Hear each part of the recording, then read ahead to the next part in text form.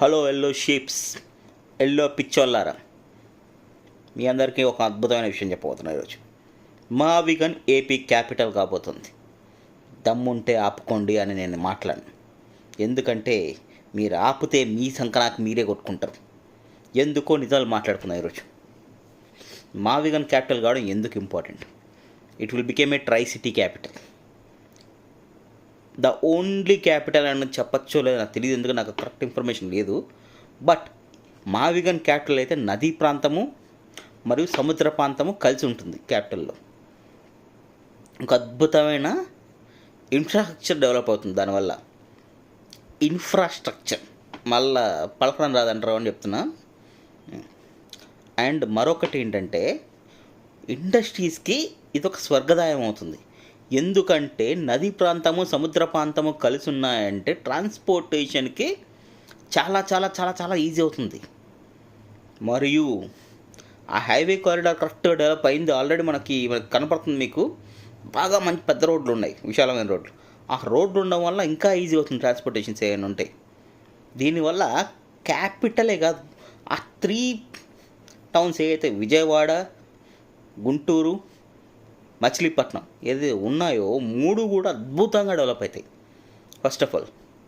And మనం లక్షల కోట్లు అప్పులు చేసి దరిద్రం నుండి బయటపడతాం. మీకు జాబులు అక్కడే దొరుకుతాయి.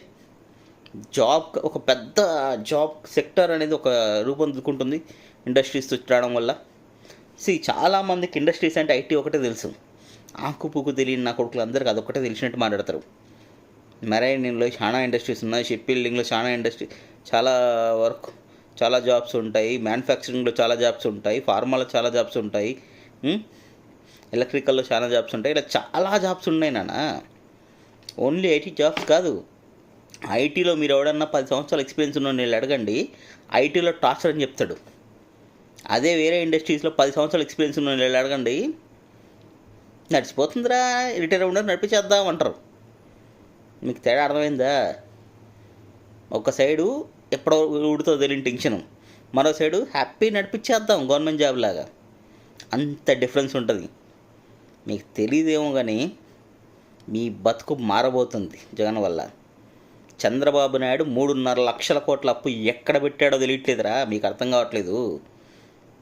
5,000 కోట్లు రోడ్లకి ఎడితే రోడ్లు చూసుకొని సంకలు గుద్దుకోవడం కాదు, మిగతా 3,60,000 కోట్లు ఏం బీకేవరో పోరం బోక అని అడగండి.